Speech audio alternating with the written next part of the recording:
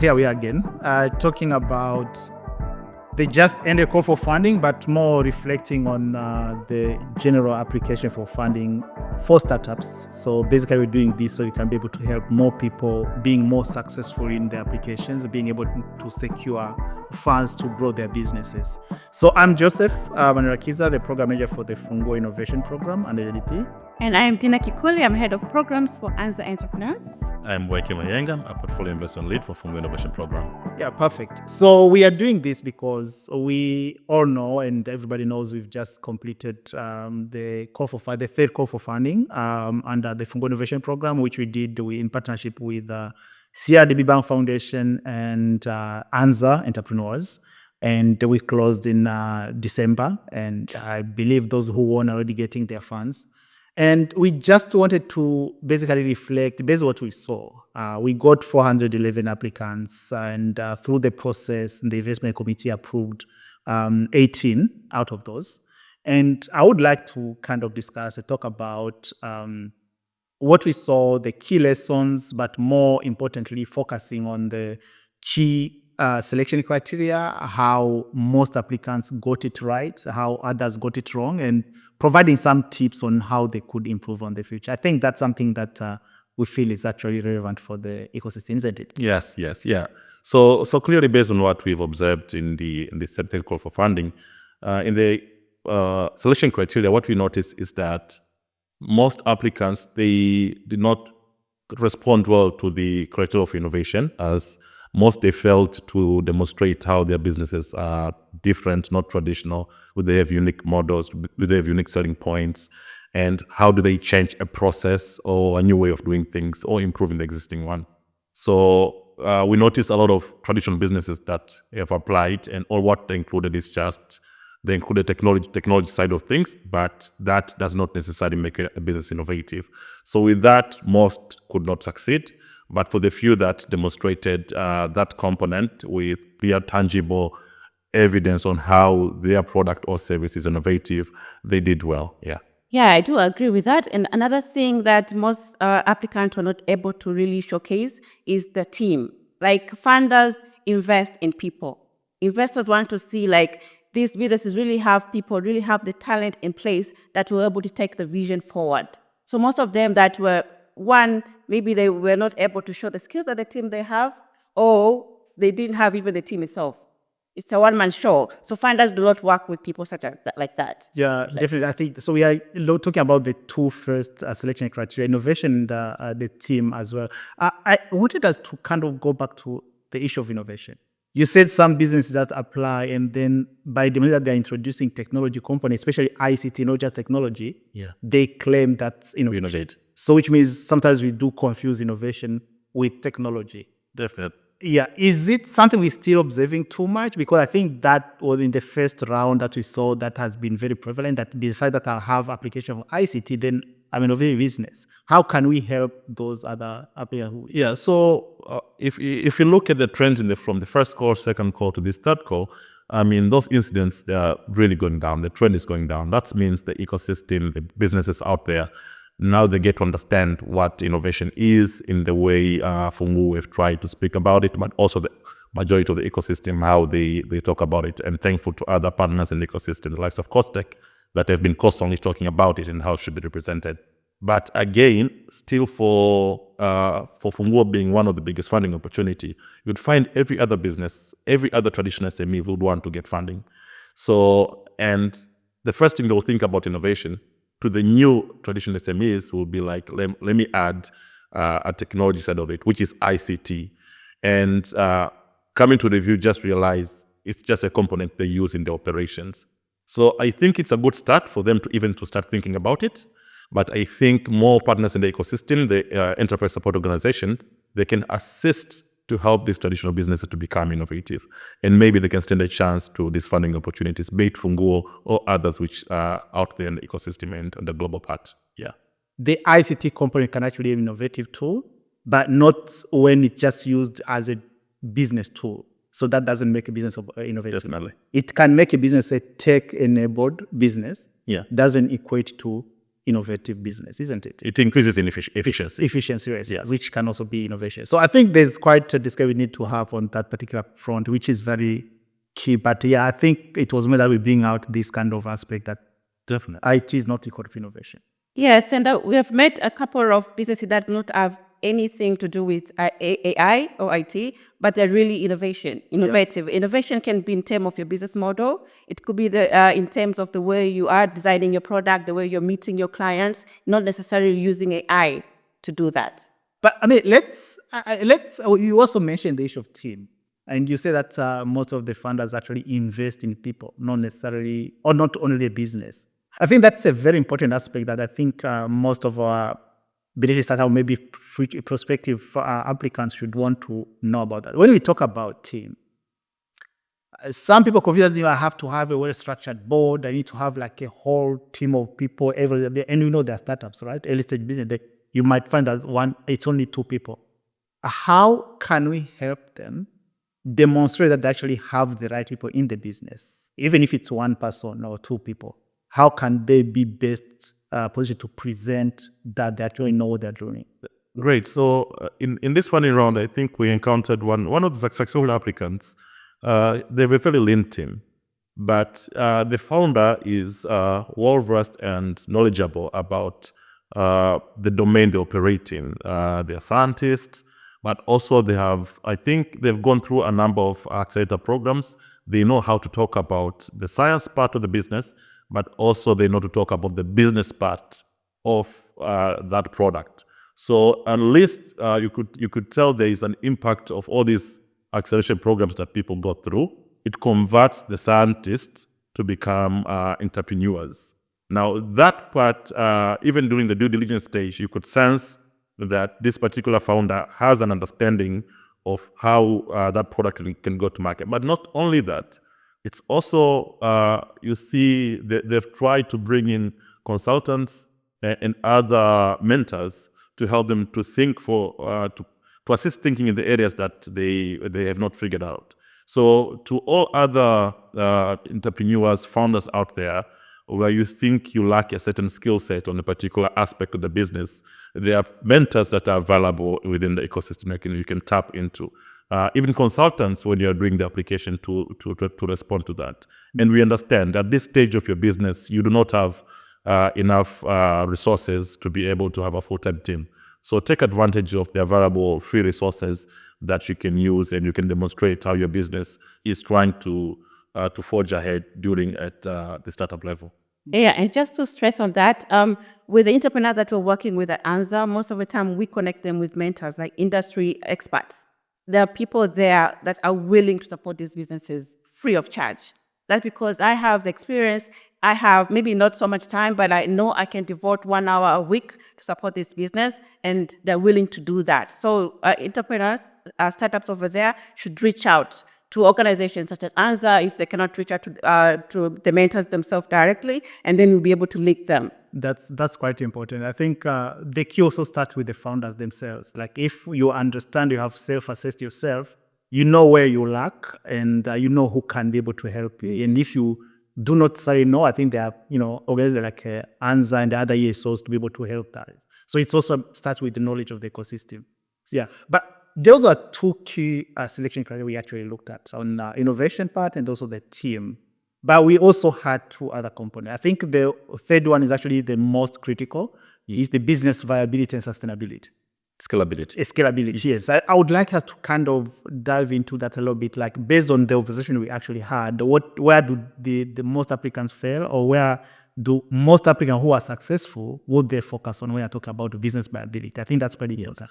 Yeah, so that's, I think, as much innovation was the mainstay of the application, but scalability and viability and scalability also were very important.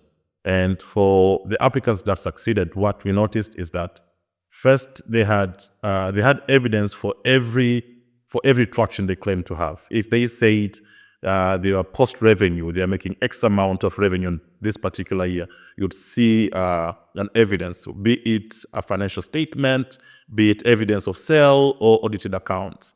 That for me was impressive for these applicants. But also they understood their market very well.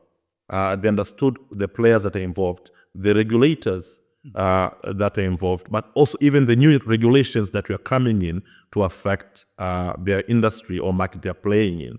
So that understanding of where the business is and where it's going kind of gives confidence to the reviewers, but also to the investment committee that will make decisions on either to endorse or not endorse your application for funding.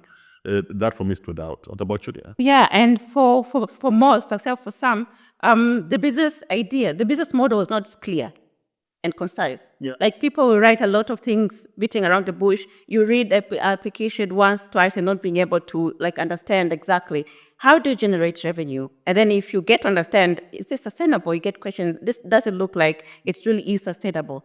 So an investor or funder will want to work with a business that has a very clear business model Yeah. that is scalable and it is sustainable. And how are you going to demonstrate all that is by the way that Boyke just talked about. Yes. Yeah, no, that's very But important. maybe to add on what I said, we also noticed on the viability and scalability, as a business you're competing, so there are competitors out there, and in most applications, when the questioner asks who are your competitors, they would only cite their fellow startups because they're the one they interact with or they operate in the same Since industry. we haven't studied the market. Yes, so you haven't studied the market. So if you're looking at startups as your competitors, what about the next mid-sized SME out there? What about the blue chips of Tanzania? You're all operating in the same. How do you eat into their market? How do you take to the market? Where do you position yourself? If you've done a peer ranking of the big 5 or the big 10, where do you stand into that? So competitor analysis was missing, but also barriers to entry. Businesses operate in different industries. Some industries have very high barriers to entry, and some they're very easy for other new business to entry. Those ones also we are not really analyzed. When you talk of scalability, the call provided opportunity for applicants to include projections, and most projections were really interesting to understand what people are thinking. At some point, the reviewers had to call back the applicants to understand what do they mean about the numbers. Like one particular case where you jump from $2,000 revenue to $150 Yes. in 1 year. Like, 1 year. okay, how are you going to do this? And then there is no explanation coming. So what you are trying to say is that when you are trying to show scalability, yes, the numbers, projection are very important, but you also have to back them up with evidence. Like, how are you going to move from here to there? Yeah. Be realistic also. Be realistic. That was realistic. very interesting. That was so interesting. Yeah. So we are talking about, the viability of the business model itself, how you make money, how do you generate profit. I think there was one I saw that one of the key observations that actually raised that someone is operating, so it looks like it's a very nice, interesting business, but it's not very clear on how do you make profit, how do you make money, because we have to also relate that with this core, especially for other funding opportunity out there. They are looking for startups that can actually be able to grow. You cannot grow if you're not making profit. Yeah. So if you cannot demonstrate how you're actually making profit, I think it becomes very difficult for any review out. It affects your viability. Yeah. Yeah. But again, we also have to remember, like, especially when it comes to the last criteria we're looking at, development impact. In development project. So we support profit-oriented businesses, but they also have to make sure at least they make some impact out there, which is an area which I think has been quite neglected or maybe not even thought about by most of the startups. So what did we notice in this application round? Is this something that has it improved? Are they talking more about the impact they're making? There's still work to be done on the development impact criteria, and I cannot fault the startups because being founders, entrepreneurs, their mind is sucked in. How do we make money? First develop it, make the product work, and how do you make money? So impacts becomes like just an outcome out there. But also, even in our info sessions, we keep insisting every business has an impact. You just have to find what the impact is. Then once you know what the impact is, then you can go an extra notch to find out how can you measure that. Now, we are lucky that we are born and raised in the era that there's technology, there's AI, there's so much learning you can do by yourself, but also you can even use these tools to help you design an impact measurement framework or the do's and don'ts around it. So there's work to be done around there, and I think part of the initiatives, maybe programs like us, Funguo, and others out there should focus on is impact measurement, because I believe if people get the impact measurement component well, that also can attract a lot of funding for these businesses through impact. As we say, Funguo, we provide catalytic funding, and what you pay us is impact. But we want to know how that is measured. So there's work to be done. Yeah, I really do agree with that. But the point that these startups are at, they're very busy with establishing their businesses, making the business stable, make sure that the product is there and the market is doing well. So the last thing they think about is impact. So I do agree that there's a lot of work that needs to be done to make sure that we educate these startups like, actually you're really doing have some impact in the community. We just don't know how to measure it, and then coming up with tools and on how to do that. No, I totally agree. I mean, I think probably it's also a lesson back to us that, okay, should we be focusing more on the impact at the application stage, or should we just focus on the viability and relevance of the business and then invest more into supporting people to be able to demonstrate that? I think that's something we can also be able to kind of measure, because I mean, we've actually got that feedback from some of the other partners also funding startups. Because I know one, for instance, they do not ask them to write about the impact in the application stage. And probably just to clarify on why we do ask that, I think we have noticed that most of the funding that comes to Tanzania, especially from VC and equity, whatever I see, it's more like impact funders. Yeah. Which they want to see that kind of way. So important that the startup actually know about that from the onset. And that's actually what informed us to kind of put that into it. And the category fund we provide is basically to help them be able to attract additional funding. So I think that's something we need to also figure out on how we can help them. We can even start with the portfolio that we already have. Yeah. As we're monitoring, we'll try to see how we measure that and help them understand. Yeah. So that's the benefit. Great. I think we have covered all the 4 key selection criteria, but I think we could finish this conversation by maybe giving a few tips to applicants, those who didn't apply for this particular round or who didn't make it, and who are looking towards applying to next rounds, whether it's to Funguo or other partners. What would those be like? Just a few tips. To start with, I think because this call was unique, it had a loan component, and it's the first time we're doing it. And I think most applicants did not know how to determine how much loan should they take, how will they be able to pay it, and things around how does a loan look like in the business, what does it mean. So I think for the next round, people should first understand the capacity to borrow and the capacity to pay by having a proper projections done, and to be sure on what they should request on that. That's one part if you're going for a loan product. But in terms of other tips to go forward, documentation is very important. Have your data room ready before you start the application. Don't start the application then you look for data. Have your data room ready, like your financials are there, your registration certificates are there, your projections are done, your pitch deck is done. And while you are responding to the call as you're writing, make sure each section communicates with the previous one, so that there's that conscious storytelling telling us when the reviewer is reading. Because reviewers are also people, they get bored in between. So make it interesting. So definitely be ready to back up the information that you provide, but basically prepare. And this doesn't have to wait until there's a call for funding out there. Mm-hmm. Yes. Because you're looking for funding, so you should know that there's going to be a call coming from somewhere anytime. So Definitely. Yeah, and adding to what Mbaike just said is tell your story. Like, investors want to connect with you. They want to know how passionate you are with what you're doing. Like, being an entrepreneur, running a business is not easy. If you have a weak heart, you won't be able to do it. So they want to know that this person is really committed, really passionate to this. Even if the business slap him one day, he wake up tomorrow and then do it again and again and again. So they're investing into that. When you're applying, you should be able to tell your story clearly. definitely. So Yes. be authentic, tell your story, but be real. Be real. Yes. Tell the story about the business. not just a made-up story. Integrity is very key. Exactly. And know that it's a competition, actually. The funds are limited out there, and, whoever tells the story best is going and can back it up with information and evidence is one who's going to be selected. So thank you very much. This was quite informative, and I hope it has helped somebody out there. So asante sana. Asante sana. Happy New Year.